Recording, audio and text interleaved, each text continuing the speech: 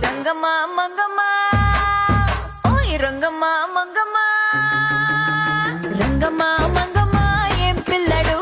పక్కనే ఉంటాడమ్మ పట్టించుకోడు రంగమ్మ మంగమ్మ ఏం పిల్లడు పక్కనే ఉంటాడమ్మ పట్టించుకోడు గొల్లబామ వచ్చి నా గోరు గిల్లుతుంటే గొల్లబామ వచ్చి నా గోరు గిల్లుతుంటే పుల్ల చీమ పుట్టిన పెదవి సలుపుతుంటే ఉఫమ్మా ఉఫమ్మా అంటూ ఊదడు ఉత్తమాట